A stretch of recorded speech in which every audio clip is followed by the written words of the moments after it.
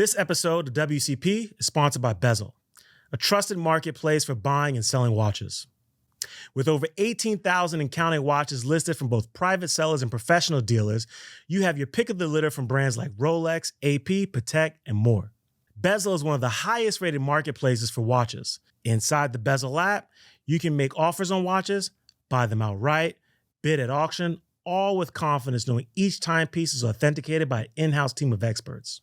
For more information, visit getbezel.com or search Bezel in the App Store and download the app today.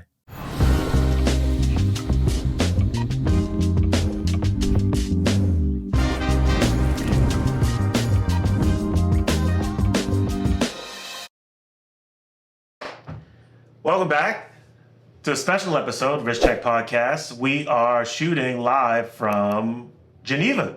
Yes. We made it to Switzerland finally. Yes, we have. And we're in a very special location with a very, very special guest. We are at the Urwerk showroom and offices, and we have none other with us than Mr. Martin Frei. Thank you.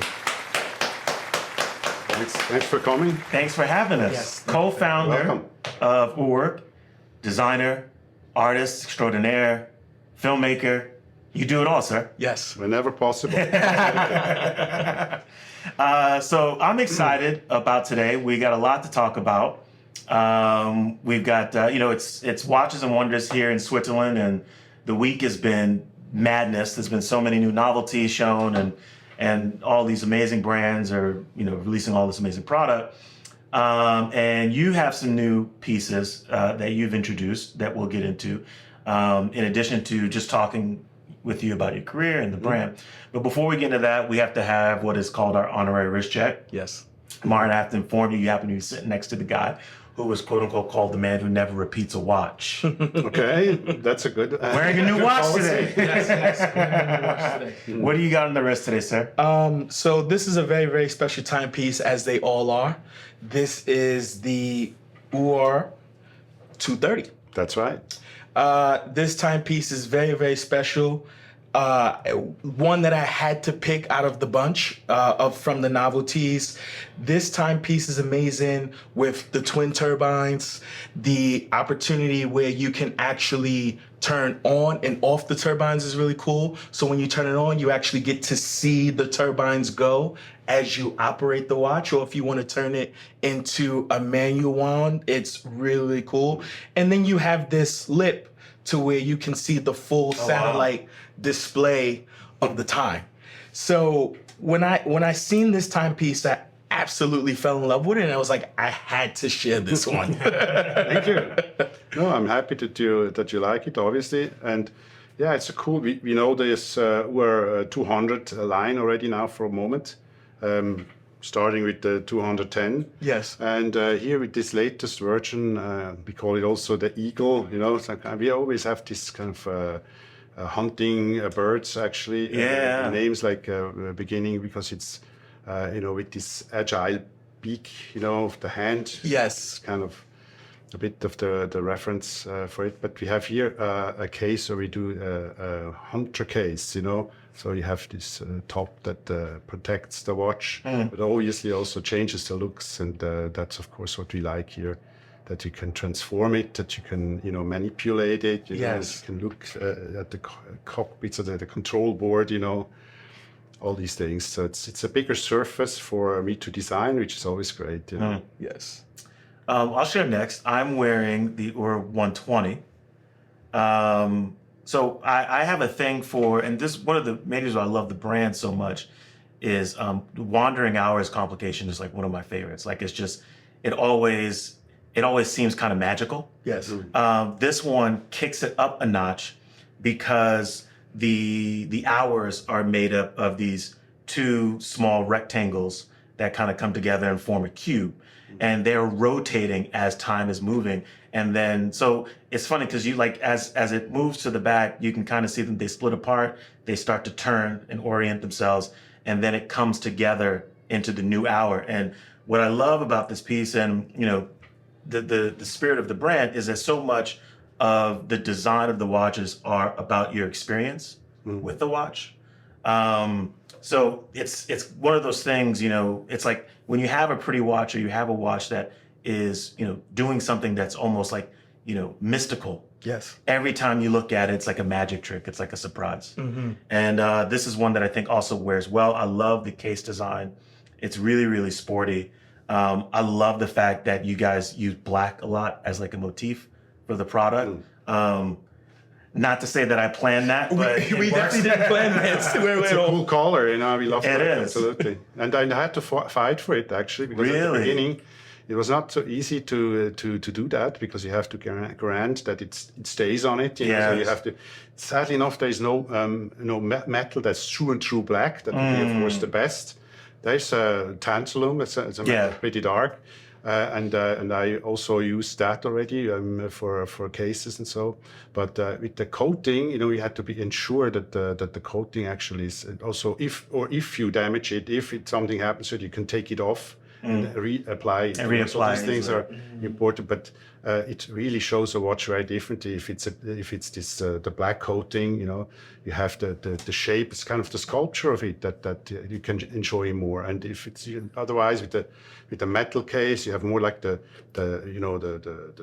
appearance is a bit different. Yeah, it's a bit more loud. It's more pronounced. You know, so yeah, it appears to be bigger. So all these qualities, and it is cool actually to play around and have the opportunity to work with both, you know, many different effects. I love the fact too the placement of the crown. Because it really allows you to enjoy the shape. You know, it's actually incredibly comfortable to wear this. Exactly. Feels like ergonomic. Like like this is a really awesome piece. In addition to, you know, and I know like one of the things that like many artists appreciate, like typefaces, like I really enjoy the choice there. I love the colors, that like bright green that pops out. It's just a really, really great piece. You have a special piece on. I've not often seen your watches accompanied by bracelets. And so this is an interesting steel piece that you're wearing. Yeah, we're 210, a predecessor of this piece, as I said. And we had the chance to here create a metal bracelet for this one.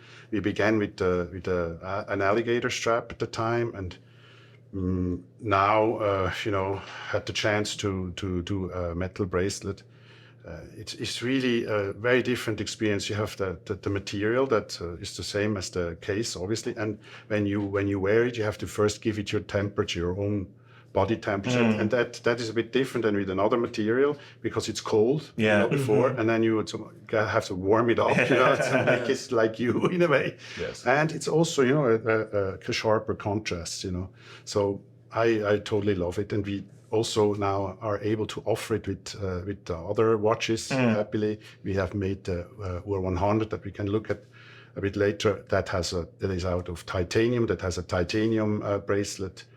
So that's super cool that we can do that. Yeah. Yeah, it's really awesome.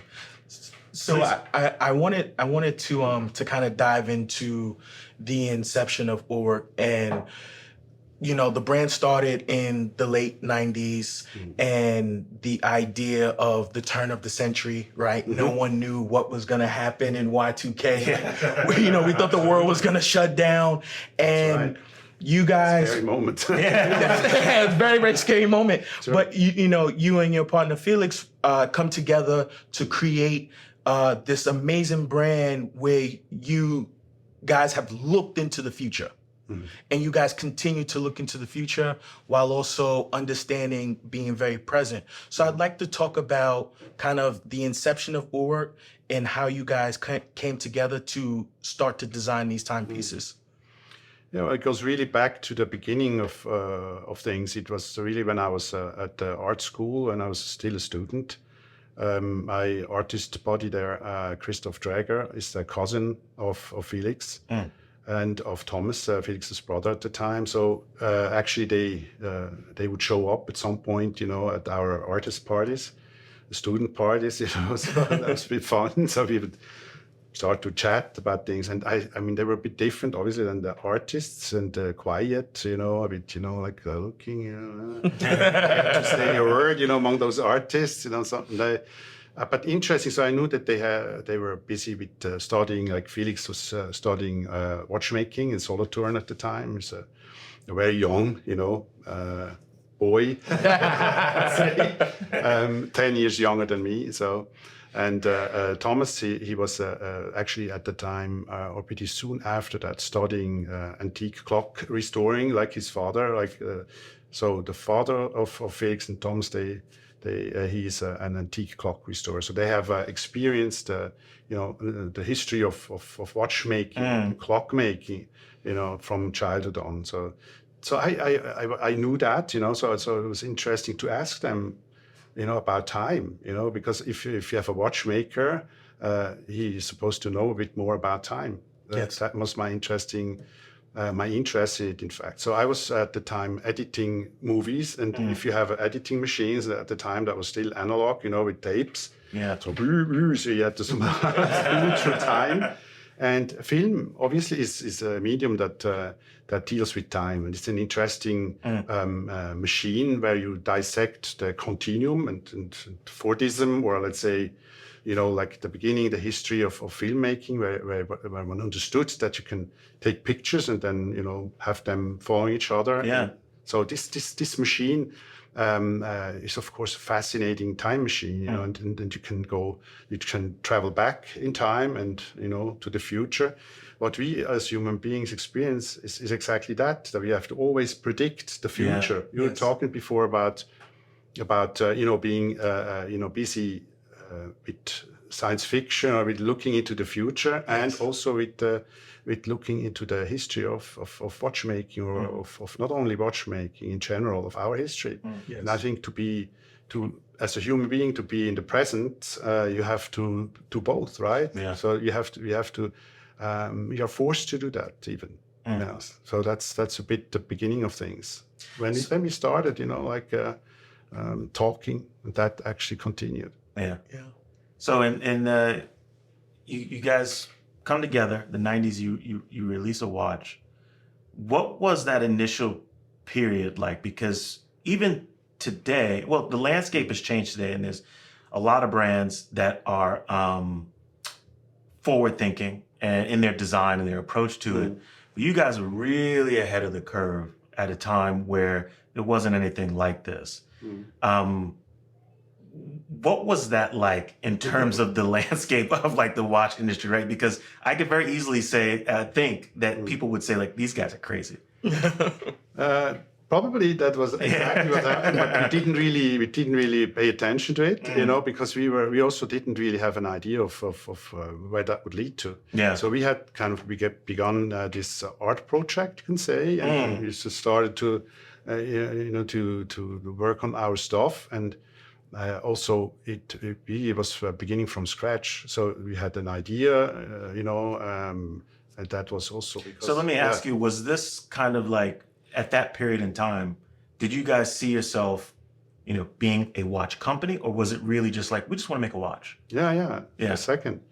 No, I mean, so I understood that these guys are interesting, that they're also skillful. They have their craftsmen. That was super interesting to get to know them. And so we thought, let's come up with something. And that took a moment until they showed up with an idea. Like they had to talk with their watchmaking friends in Saint Croix, actually, with Monsieur Junot and Vianney Halter. So these people, they were, close friends in Saint Croix. And so they were, involved in discussions. What could it be? And so they brought along at some point the Baumgartners, this idea of the time display that we are still using, in fact. And for me, as for everybody, when you see it for the first time, you think like, oh, okay, what's this? And you can't read the time. It's just a moment where you're puzzled, because as kids, we are somehow schooled, to learn time with the hands and everything. So you have this. It's almost like a matrix that is formed. You can't think it differently. You're like trying to decipher it the minute you first see it. Yeah, you see it and you're puzzled. But then when you realize that how easy it is actually to understand it, because you don't have to calculate, you just have to just change your mind a moment.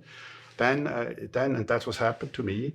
Then you say, okay, that's a chance. So we can do things differently. We can turn it around a bit. And we have this indication where you have the hours actually stored away a bit, and then only 1 hour at a time is indicating, obviously, driving along the minute scale, right? Yes. So you have you don't need the whole watch face to indicate time. So that's one effect out of it. So you have a different geometry. You can redesign the whole thing because you don't have this lasagna-like construction of a watch. With a regular watch, you have really the layers, and then the top layer, and also the hands are kind of like part of the layering system. But if you do it differently, you can somehow do it like more three-dimensional. You can really fold that out. Yes, that's an interesting concept too. I never really considered that, but when you do look at the normal time display, it is layered, and then there's something about utilizing wandering hours as a way of telling time that kind of makes it a little more cohesive, right? It just brings everything together on like one plane. That's right, and it's a lot more simple. I want to talk to you about sort of your design process. I think what's interesting, or rather maybe philosophy, I think is a better word, where I'm trying to get at. What's interesting to me is in, being in this space and kind of looking around like all the artifacts that you have here, there's a deep appreciation for the past. When you look at an Urwerk piece, it feels like I'm 1,000 years in the future. But the experience, to have one on your wrist, to read the time, to wear it, there's something where these two opposites are kind of meeting in the middle and creating a moment. And I'm curious, is that intentional? How do you use the brand as a bridge, essentially, to link past and future? Right. Yeah, I think that is a concept that I also took from art, because since art is read, you have to create in your time, right? So in order to do that, because this is the concept of modernity, modern art, and that should always stay the same. So you can't modern. It's somehow weird that we say classic modern art, Right. Yeah. So it should always be at the forefront of things and continuously being fed or being inspired by what's happening at the moment. So you're always avant-garde. Yes, because so it's funny to Perry's point, when he's describing the timepieces and the connection of, the future and the past. When I look at your timepieces, of course, you guys refer to time and space and the satellite display. And when I look at an Urwerk timepiece, I see the overcast of time. You look and you are casting over time. So you're able to see time in its entirety. So you're able to see everything. The displays are big. You have, time simultaneously moving, all of the inner workings, it's all there. If you do it differently, if you indicate time differently, something that I learned, then you also get an answer about what time is, that shows time a bit different, right? So indicating time differently gives you an answer about an aspect of time that before you didn't see. So you can say that if you do this, you can make time. You can make people experience time yet in a new way, and that then you think about time in general. What is this? And so that's exactly the question we were talking about when we met. So what is it? That we now here have run through these machines. Yeah, this is an interesting question. We don't know it. It's a very hard question. The physicists are busy with, and of course the psychologists in a very different way. And it's interesting. I heard of people when of cultures that when they have to wait, when there's a pause or break, they say that time stands still. Yes. So it's a way of living, that you don't lose time. Now, I can say in the Protestant way of things, that is very prominent here in Switzerland, also especially here in Geneva. When you wait, you might lose time. It's kind of like a losing. Because you're kind of, you think that you can gain time and lose time, which is weird. It's a lot of things in connection to time is how we understand it, how we think that whole concept. And watches, of course, they also tell us that time counts exactly the same for everybody, everywhere. Yes. So there's a moment now, And if you ask the physicists, they of course tell you that it's not like this. Happily, we have here on our planet, we are on our journey. Yes. Right. And that means that that drift somehow creates a time zone where we're all somehow familiar with each other, in a sense, which is a good thing. But in actual fact, if we would sit on another object driving in the opposite direction, or if one can even call that opposite, just in another direction, right? Then we would, on another speed, especially, then we would not be in the same time zone. We would not completely have a different experience. Yeah. And on top of that, that's another interesting thing we're talking about now. We experience this now, right now here. It's the moment. It's a present moment. But because our time to receive things and give things out, is actually delayed. Yeah. We don't have an accurate image of that now. So you don't have it, you don't have it, I don't have it. So we somehow get around with it by the brain who's creating that moment. Yeah. But in fact, it's in reality, it's not there. For us, we can't grasp the moment. Not even that. We always think the moment is the only thing we have. Not even right. Time is weird. It is. It's such a concept, and this, when you were describing that. Especially with respect to this piece, and you can move it up and get like a full perspective. It almost made me think about like, I don't know, I had like this vision of like being like an Olympic god or something like this. It's like I can look over time, Yes. It's just an interesting concept because there's the interconnectivity and understanding that we're all on the same scale.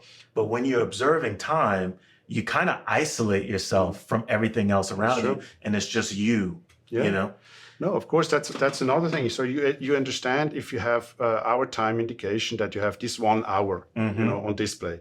So already that's what I was saying, that you get a different answer about what time is if you indicate it differently.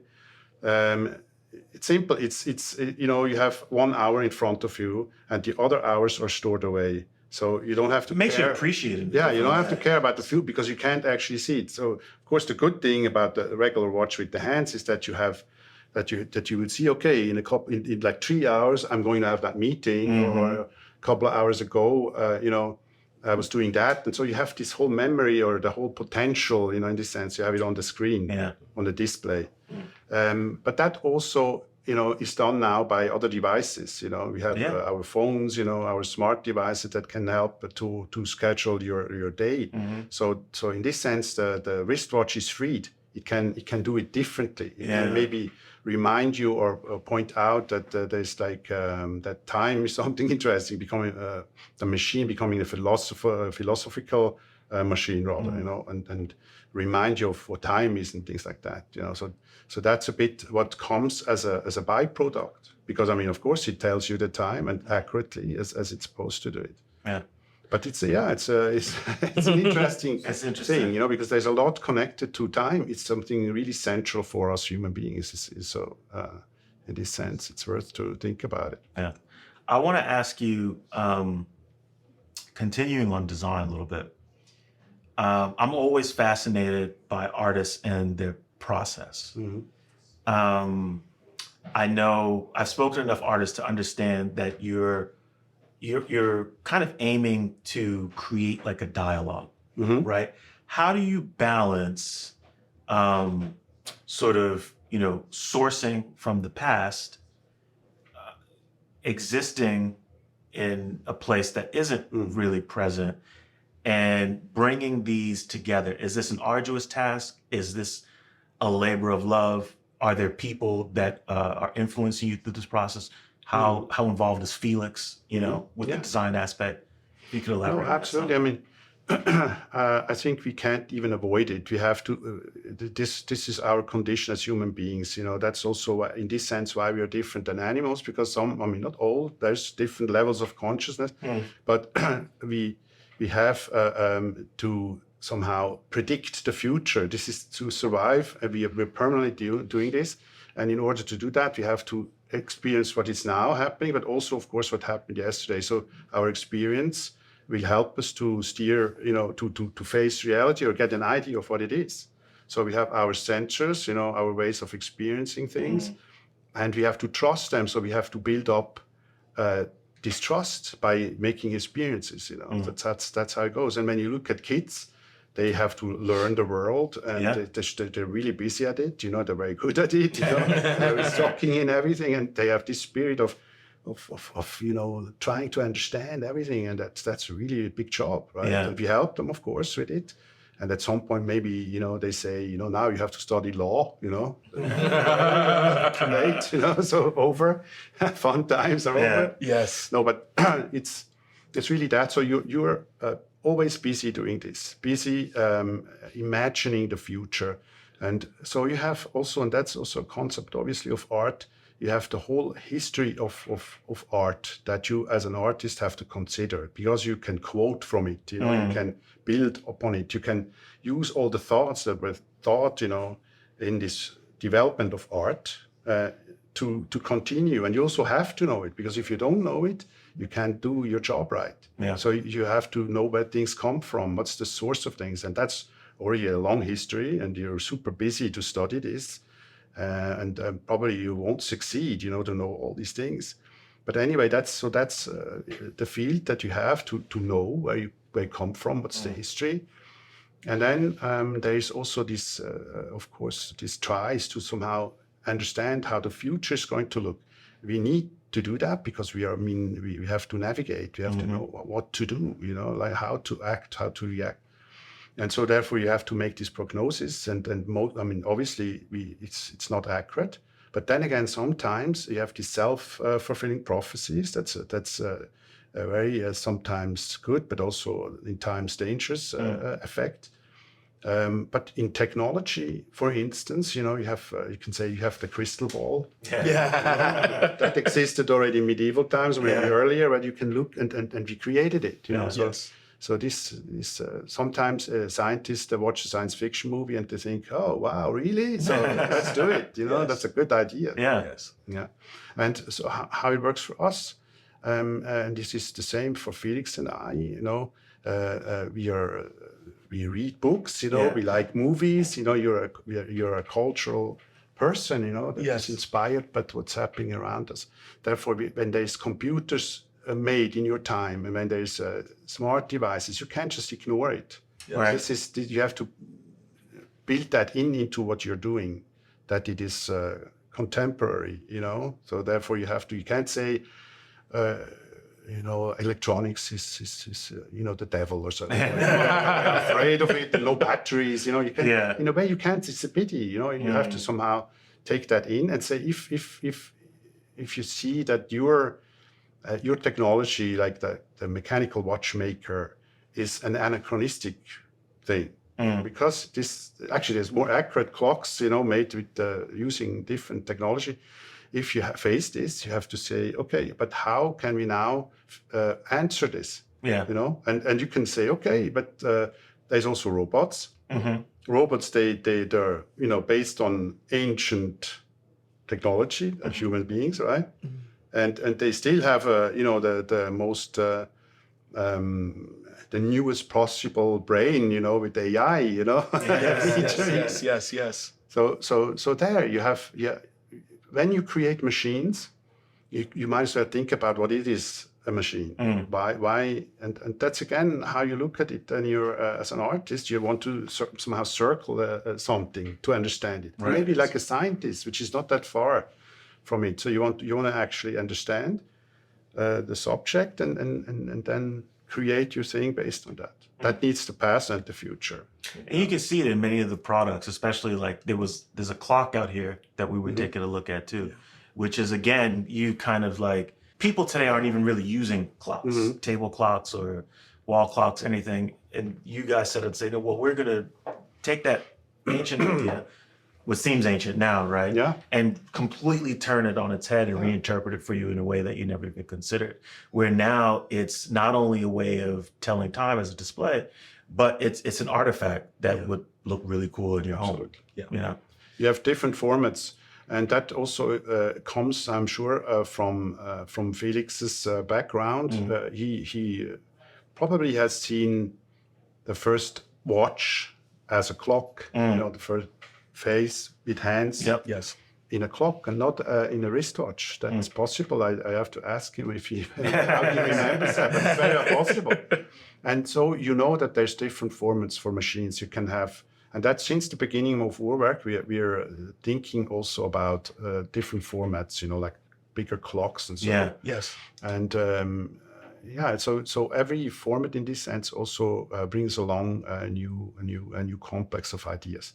But definitely, if you have an astronomical clock, as we have now done this, with our space-time blade, there's also, it goes of course back into the past. When you look at the bronze foot, so to say, of the sculpture and the glass top, you find many clocks, like Berthoud clocks or so, that like marine chronometers or other clocks, that Riefle clocks that actually look exactly like that. It's the same. But then again, when you look at it, you think, oh wow, that looks more like a space saber, like a Star Wars saber or something like that. Obviously, because that's actually kind of maybe the eclectic way of taking it in and then somehow creating it, putting it together. In the way you like it.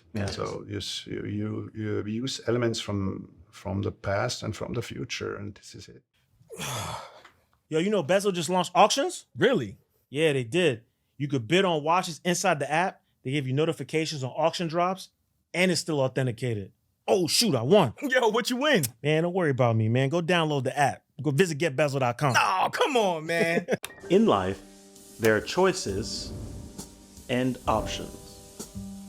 Choices set the tone. Options change the mood. And while you aren't able to drive 2 cars, you can, however, travel with 2 watches. Introducing the Shuttle, a traveling watch case in collaboration with WCP and Wolf. Godspeed. Available at wristcheckpod.com. I wanted to share a comment, and as you guys are speaking, we met a gentleman out here. His name is Thomas, and he was wearing one of your timepieces, and ironically, he's in the tech space and he's dealing in AI. And then when you look at the individuals that wear your timepieces, you're talking about Michael Jordan, Jackie Chan, Robert Downey, Iron Man himself, right? That's pretty cool. It's very, very impressive that your brand synonymously is attached to visionaries and people that see the future. And they're from all different backgrounds and walks of life. And it's not only for, the superstar or tycoon, it's for the everyday people that enjoy looking into what is next. No, I think when you have that somehow as an inspiration for what you do, it will be also somehow showing that, it somehow radiates it. So when you look at the watches and you maybe, of course, you first, because of the format and of the place it's at, you identify it as a watch, right? And then maybe you think, and that's also a thing with Urwerk watches, that you might have to explain it to somebody, in a way, or you have to somehow hide it. But it somehow asks people, to understand it because it's a bit different. Yes. And I think that's the chance if you do things differently. Of course, you can also do that by just doing it the way it was always done. For me, you have these 2 powers that fight against each other or accomplish each other in this sense. And that is the power or the concept of tradition and the concept of science. So what is the difference with the concept of tradition? It's you do it like your forefathers or foremothers did it. And this can work, and it's maybe a slower progress because every now and then something happens differently, and that is filtered into or built into how you behave. But you're gonna stick to the roots, to do how it's done. And in many cultures, this is very strong. So they I don't know. And the question is then why? Why it's like this? And the other concept is and I have seen a movie that illustrates that very nicely, that I usually quote, because it's a Swiss movie, but with Bruno Ganz. Bruno Ganz is a kind of famous, or was, he died, but he's a cool actor. Okay. And this film is actually called is it the creator, the Erfinder, the creator, not the creator. How do you say something? Who invented? The inventor. Okay. The inventor, right? And so I tell you to you, Greg. So he's a farmer, and they are somewhere out in the countryside, and there's rain and so on. He has to somehow every day walk through mud. Then they put some wood planks on the ground to not get dirty shoes and so on. But he's pissed about that. He wants to somehow do something against it. Why do I have to every day, walk into the mud? This is terrible. I don't want to do it. So he sits down. He sits there on a piece of wood, and then he thinks. And then all the other farmers, they see him. They're like, he's stealing time. He's stealing time of God. He should not be doing this. So why does he waste time thinking? This is not. We do it the way we do it, and that's it. You already know how it goes. But he's doing the opposite. He's kind of the inventive mind, and he then comes up with a plan how to face this. And he creates in the time of this movie. You see how he creates the chain. How do you call this? Like with the tanks, you have that with tanks, the chain. Yes. Yes. Yeah. So he has this idea, but there's no tanks at the time, or at least he didn't see it. So he thinks, if I take always the planks with me, around it. So he has a really cool idea, right? So he says, okay, that's how I solved the problem.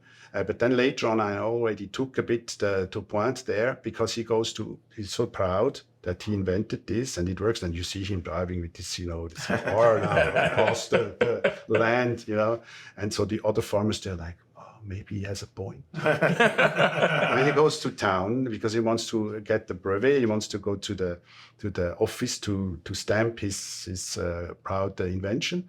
And before that, he has a bit more time in the city. He goes to see a movie, the movie house. That is just a new thing. Actually, at the time the movie plays, and so he goes there and he sees the Germans, or at least in the war, they created already the tanks. So he's like, okay, that sums it up a bit. So you have the guys who think, how can we do it differently, and this is science. It makes you create fast. Yeah. But it can also be dangerous, because you can create something that is dangerous, like the tanks, let's say. So technology has that in it, and used for different things, right? Yeah. And he there in the film, he sees the negative outcome, and that makes him think, okay, I was so proud, I was the big inventor. Yeah. And the other philosophy of the farmers, which just go step by step, and can go on like this for centuries. Yeah. So, but you have these two things a bit fighting against each other. But it's always important, I think, to not forget that the faster way has its qualities, but also the other. Other way. There's that other sense too, where it can pull you back. I want to go into. We have some amazing pieces here in front of us, and you got some new watches that you released. Yeah. Totally. So let's start with this one first, because this is the one that's making all the rounds on the internet. Yes. This is your latest release. Yes, exactly. Yeah. Lightspeed. Lightspeed. The UR100 is Lightspeed, absolutely. So to explain it to you, it's also, of course, a concept that deals with what a watch is about. Okay. Every watch actually is somehow showing us our situation here. Like kind of like the geographical situation where we are here on our planet and we circle the sun. Yeah, right? That's our situation, and every watch is actually just copying that motion. That's it. So every watch in this sense and time in general talks about this moment that we are dealing with here, and it could be different if like in a science fiction there's right. 2 moons, or I don't know, 2 suns. It's sometimes nice when you see that in the Star Wars, in 2 suns going down. Yes, it's nice. But so you're talking about astronomy, and clocks and watches are of course dealing with this And that to point that out, that can get a bit forgotten because usually you look at your watch and you're thinking about, your next meeting, or you maybe look at the beauty of it and so on, but you forget a bit, where the whole thing comes from. And in order to let you travel, you can say, okay, moon phases that are nice astronomical indications that already somehow help you to make that journey. But then again, we know moon phases, they're kind of like they're done. Yeah. It's nice, Yes. nice, but it's also somehow something that we know, and therefore you don't see it anymore, maybe. So if you want to again point out that we are human beings here sitting on our Earth, traveling through space, which is a crazy thought. Yeah. We can do it. And so how we did this here is in the following way. We have, as I said, our time indication here that only needs part of the face. Okay. Yes. So we have here also 3 satellites and therefore 3 hands. A hand is only used until the hour is finished, and then a new hand appears over here. Wow. Because the other hands, when they are not indicating, the 2 other hands, they're hidden behind this cover. Wow. So we have a cover, the hands disappear, that's it, and they reappear. But we can say, because the hand disappears, we can transform it and say, okay, now you're indicating something different. You have free time, you're not busy, so we give you a new job. So the hand actually then appears in this lateral indication cut here. Difficult to see, but when you look at the watch for close up, you see the hand appearing. One of the 3 hands has a light speed indicator. So the simple thought is that we say, okay, now this hand travels with light speed. Light speed is a fixed, it's really weird, fixed number. That's light speed. Not faster, not slower. At least up to now, we didn't, we have no indications of faster things, but also fast because there is no mass to it. Right? This strange thing. It's a particle duality with the wave. Right? Really strange. But it is traveling very fast. Yeah. And even if you could be traveling with light speed, time would not exist in a way, which is also Right. Yeah. It stops. Strange stuff, but fascinating. So my father, he was a physicist and engineer. So therefore, I was faced, you can see, from early childhood on to these things, kind of too late to change. But so this light speed meter is traveling in the speed of our time indication, which is a bit slower than like a regular display, like with hands, because there you have to go all around, so you have to speed up a bit. And here, if you only have to indicate this gap, it's already a bit slower. So it's quite slow movement. You almost don't see it actually moving. Yeah. But it's traveling with light speed. Yeah. That's fascinating. How is that possible? That's an interesting concept that you've taken and kind of like built into the watch. Yes.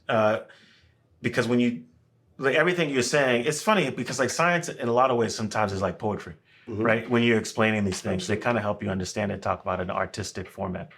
And when you talk about the concept of light speed, something moving so fast that if you're on top of it, you don't feel like you're moving fast at all. Yes. Yeah. Right? Yeah. Everything that you can observe is moving really slow. It would change a lot. But happily, it's not possible because we would get extremely heavy. Yeah. Endlessly heavy, Yes. That's the problem. And then if you're outside of something moving light speed, you don't see it at all. It's like it doesn't even exist. Oh, the effects are crazy.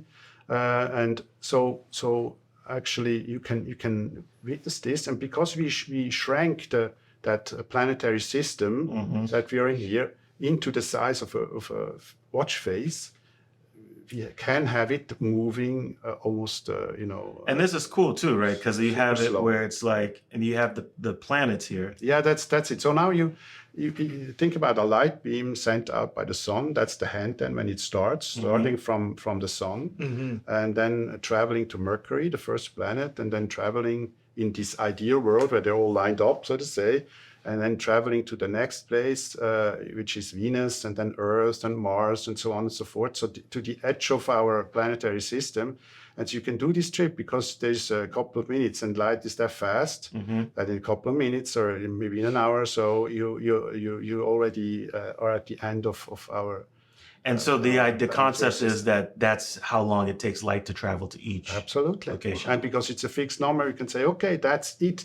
The hand travels out. So, but the hand travels very slowly because you have the miniaturization of that whole thing. That's such an interesting concept because at the same time, what you've done is you've balanced two ideas, a macro and a microcosmic Right. idea into a Yeah, time that's a transformation. That's right. So when you think about it, you're like, oh wow. Yeah. Get your tinfoil. So it's a concept. It's just a concept. It's not. So what you need to understand, the concept is there, and that makes the design of it. Basically. Yeah, no, I get it 100%. This is awesome. It's something that it brings you up and then brings you right back down. Yes. That's really, really awesome. We did this predecessor. This is actually the model before. We call it space-time. That's another notion that is fascinating, also in physics. And we have, again, the situation there with the hand that is without a job. And so I find it super fascinating that you can hear, especially that you can say, because space and time are two aspects of the same, at least that's how the physicists think about right now. Right. So it is kind of like almost the same, and you can also imagine it really easy, simply that when you're here and you walk over there to the other side of the room, it takes you that many minutes or seconds, and you could also measure this in meters or in a distance. So you can measure it in time, also measure it in distance. It's actually what we do here is in the same time in this. Here, while the hour is running, you have 20 minutes, and here a 20 minutes gap. Yeah. So that where the hand that lost its job of indicating time then reappears, and now it's indicating the distance we travel around the center of our Earth. That's like one move that we are doing, but that's more complex actually because we also move around the sun. That's a bit faster and also a bit farther. So Yes. We actually travel extremely fast and extremely far, in time. While we're sitting here, we're already like speeding. Like Yes. that, Yes. it's really crazy. So we can indicate this. We can say, okay, that's the amount of kilometers that you traveled in 20 minutes and around the center of our planet. And then over here, the next indication shows you how far you traveled around the sun. Yes. Which is becoming like a really staggering number. Yeah.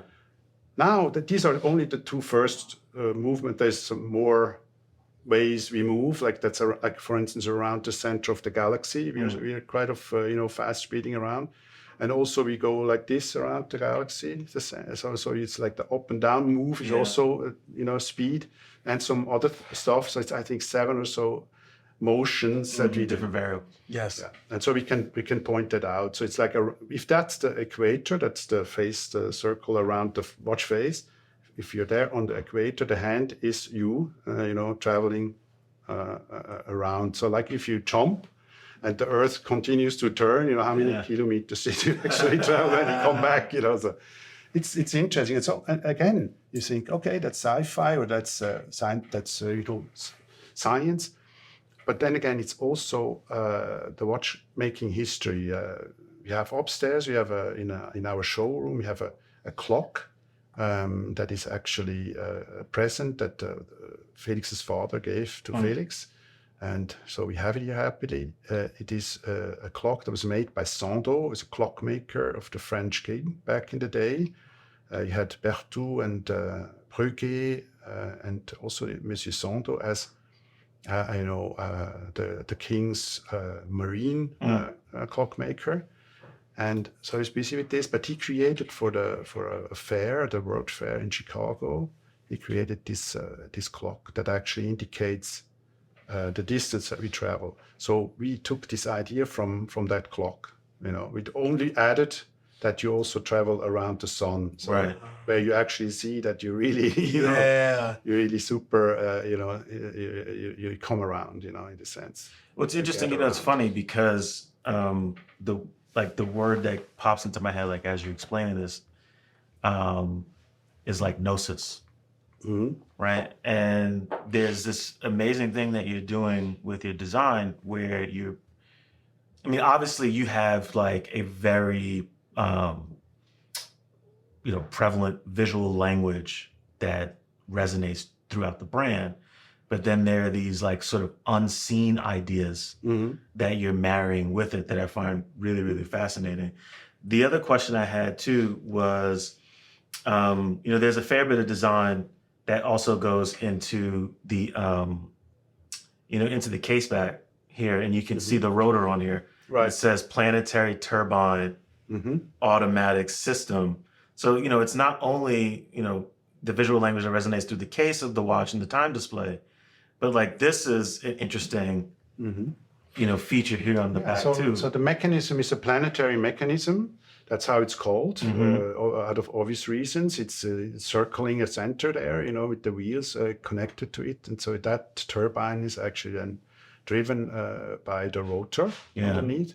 And it actually creates a bit of a friction there with a bit of air friction. Also, is a weight itself. So when you have a hit like this, then that energy goes into that weight. Oh, wow. In this sense, it's helping you to protect the rotor. That's actually what it is. But we like, of course, with the terminology, we like to call it that it fits to things. It's also called like this. So it goes Fair bit of marketing there. And so we have another new piece here. This is also a new novelty that you guys have released. Yeah, the 230 that you're wearing, You're wearing, absolutely. And Downey Jr., as I saw just the other day, And this lifts up. Yes, so we call this, it's like a half hunter case. You know it from pocket watches? Yeah. They were, of course, they are made for the hunts, so you have to, you when you go for fox hunting, I never did, but it was fashionable, I guess, at some point. Yeah. And they would protect their pocket watches by a cover. And there's the half hunt, like the full hunter is like when it's fully covered, so you have to open it and then see the time, or a half hunter that reveals, the time display and so on. And here, this the same in a way. So it's protecting the case clearly, but it's also, of course, cool because you can work it. You can transform it as the different sides to it. You can enjoy also mechanics in the sense that you can. When you have a joint like this, and you open it. Yeah, it's very satisfying. Yeah, if the feel of it, I always like also the. And this is carbon. Haptic, so its material is carbon, but you need for the waterproofness and things like that. It's good to have a metal underneath, like a metal case, so to say, underneath, and the carbon is kind of like an outer layer of the case. And so we have a fusion of these two materials that you see there, but you also see it in the top. Yeah. But the joint, of course, there where the top and the case are connected is out of metal. I see that. So that's more solid. There's also these two sort of like rotating buttons on the back here. Yeah. One says stop auto. The other actually, that's you can then, as you said before, you can actually stop the rotor system. Okay. If you, let's say you do a golf or so, and maybe you want to protect it fully, then you just turn it off, and the rotor is not doing its job. That, for instance, is a reason for it to somehow turn it off. But of course, you transform it also into a shift. So it turns driving essentially a manual to it. Yep. And so this will just wind the watch. Yeah. Mm-hmm. That's interesting. Yeah. But I also like when you have this kind of winding of a rotor. If you show it, it's like like an organ is visible. Yeah. Like you have on the side, like on the shark. How you call this the gills of a shark? Yes. They somehow let you assume that there is somewhere is an organ behind it. Yeah. It's just the outer thing. So it's a bit like that. You have this representation with the turbines there. Yes. Something also that's really, really cool is how aware the timepiece is of itself. Mm-hmm. which is nice to very say that. funny. Absolutely. So it's not necessary to understand this. Yes. But of course, I think it's important that when you create machines, as I Yes. did before, that you also think about, about making machines, and especially now in our times where, the scientists and the busy people think about creating artificial intelligence and maybe even consciousness, God forbid. Otherwise, we would all have a new kind, that we have to deal with, which would of course, might be interesting. It's already now, when you think about it, AI can become kind of the other. So you have a lot of romantic ideas also connected to this. Yes. Interesting. But we have with the machine is something that I would say probably more men, because women can do it in a different way, creating, So, but men, we of course like to somehow understand how is it working? What's the creation? How can that happen? That strange miracle. And we try to understand it. We recreate ourselves in a way with machines. Yes. Yeah. Or we, of course, enhance ourselves. Like I say, okay, we can create a microscope or a telescope to make a better eye, to look further or see things differently. Yeah. And so that's why we created machines. To one small answer to it, and so the wristwatch, I always see it a bit as a kind of like a pride statement that we are able to create machines, and we also like to carry it around. Yes. To prove that. Yeah. Machines, Yes, true. And but it connects you to this whole idea of trying to understand who we are ourselves. Yes. Like the robots, Yes. the androids, and the whole spiel. Yes. So for me, this is another interesting theme.